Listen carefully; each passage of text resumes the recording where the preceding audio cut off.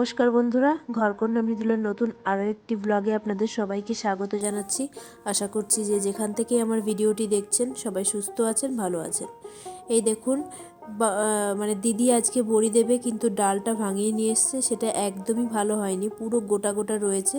সেই কারণে আবার সেটা মিক্সিতে বাটা হচ্ছে, বেটে নিয়ে তারপরে এবার ফেলানো হবে। তারপরে গিয়ে ওপরে যাব বড়ি দিতে। একবার ওপরে গেছিলাম, গিয়ে সেই দানা দানা বড়ি ডাল দেখে আবার নিচে এসে তোমার হলো একটু শিল নোড়াতে করেছি, আর একটু হলো ওই তোমার মিক্সিতে পিষে নিলাম, কারণ অনেকটা সময়ের ব্যাপার, অনেকটা বেলাও হয়ে গেছিলো। আর এই বড়ি দিতে বাবা বুঝতে পারিনি, বাবা ভাঙাতে গেছিলো আর মেশিনে ভাঙিয়ে যায়, কিন্তু মেশিনটা একটু ডিস্টার্ব ছিল, আর সেই কারণেই ডালটাও এরকম হয়েছে।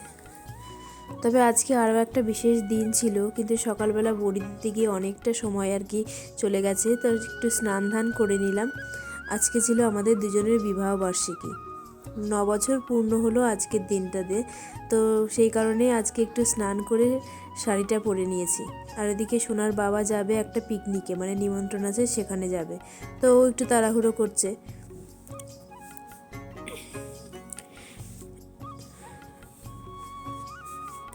প্রত্যেক বছর এই দিনটাতে আমি একটু মানে সোনার বাবা আর কি একটু সিঁদুর পরিয়ে দেয়, প্রত্যেক বছরই করে, স্নান টান করে তারপরে ওর হাতে একটু সিঁদুর পরিয়ে আজকের দিনে। আর একটু মন্দিরেও পুজো দিতে যাই, কিন্তু মন্দিরের পুজোটা আজকে আর দেওয়া হয়নি। সকালে বললাম না যে বড়ি দেওয়ার একটা কাজ ছিল, সেই জন্য আর মন্দিরে যাইনি।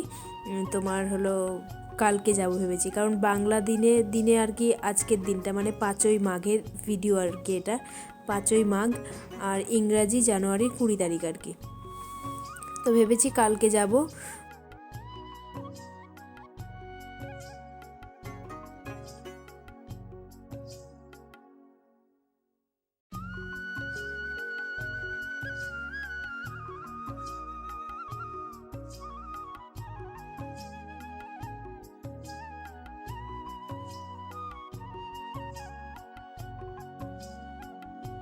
তো আমার ভিডিওটি যে যেখান থেকে দেখছেন একটু লাইক দিয়ে সম্পূর্ণ ভিডিওটি দেখবেন, এটুকুই অনুরোধ করলাম।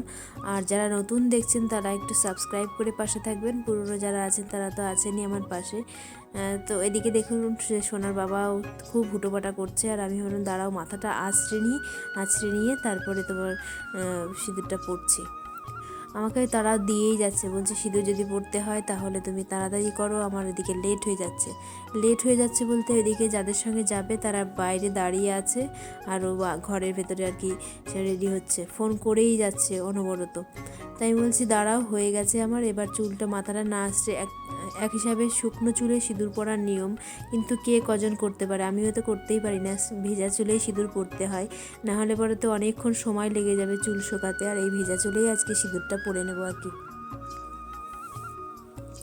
তো টিপটাও পরে নিচ্ছি। এদিকে আমার বাপের বাড়ি থেকে ফোন এসেছিলো, ওরা বললো যে তোরা রাত্রেবেলা আসবি, মানে দিনের বেলায় যেতে বলেছে, কিন্তু আমার পার্লারে অনেকটা কাজের চাপ ছিল বলে আমি আর যেতে পারিনি দিনের বেলায়। তা বললাম যে আমি রাতে যাব, মানে একটু পিঠে বানাবে, আর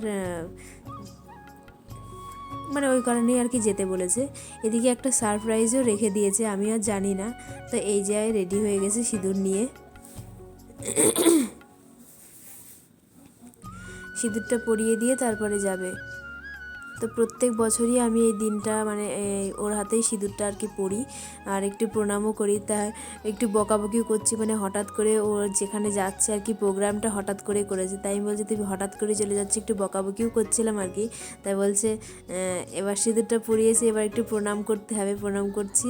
আর এর মধ্যে অনেকটা হাসাহাসি হয়ে গেল, মানে প্রণাম করতে যাচ্ছে, বলছে ও সারাক্ষণ বকাবকি করলে এতক্ষণ ধরে, আর এখন প্রণাম করবো। আমি বলছি সারা জীবন যেন তোমাকে এরকম বকাবকি করতে পারি, সেই আশীর্বাদই করো। তো এই নিয়ে অনেকটা মজা করলাম।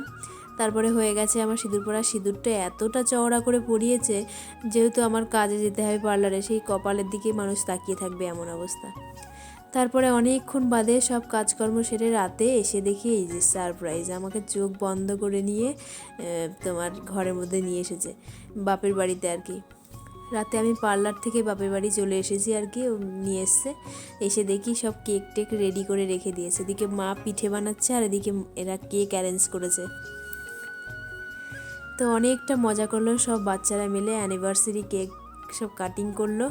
আর আমার মেয়ে তো ভীষণ খুশি, এদিকে আমার দাদার ছেলেও ভীষণ খুশি, মানে কেক কাটিং হবে। ওদিকে আমার দাদারা ভাইয়েরা সবাই ছিল কেক কাটিং। আমি বলছি তোরা তো দারুণ সারপ্রাইজ দিলি, আমি তো ভাবতেও পারিনি তোরা কেক টেক নিয়ে চলে আসবি। আমি তো বলছে হ্যাঁ তোদের দুজনের জন্মদিনের সারপ্রাইজ দিলাম। আমি বলছি হ্যাঁ আমাদের দুজনের জন্মদিন, আমরা দুজন এই দিনে জন্মগ্রহণ করেছিলাম না। এই নিয়ে অনেকটা হাসাহাসি হলো দুজনের মধ্যে। তো চলুন এবার কেক টেকগুলো রেডি হয়ে গেছে, এবার কেটে নিই।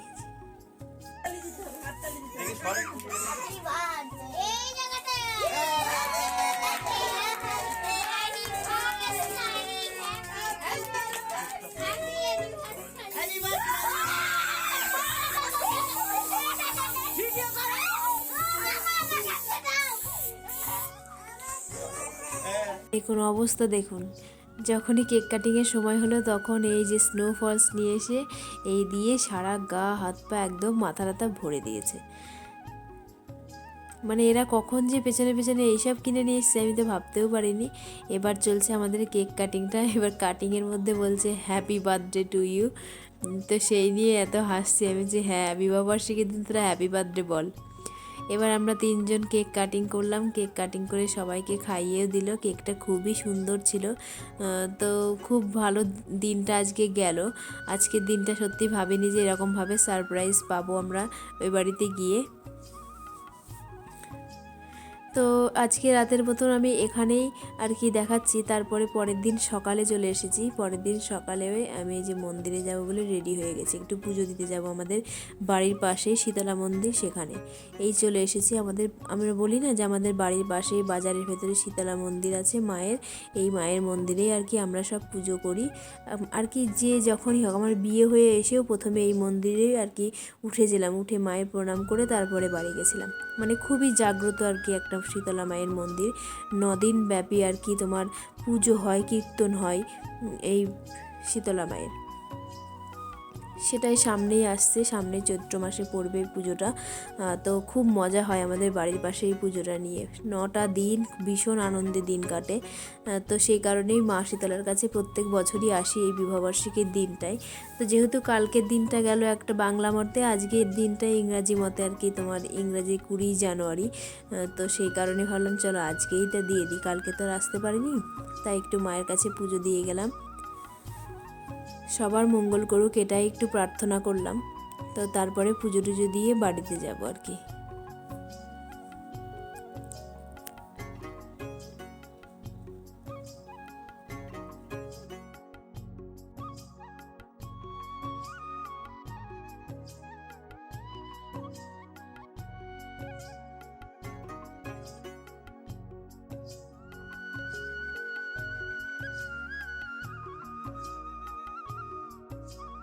প্রত্যেক বছর মা শীতলার কাছে এত মানুষ পুজো দেয়, প্রচুর মানুষের সমাগম হয় এই চৈত্র মাসে পুজোটার দিন, শীতলা মায়ের পুজোর দিন।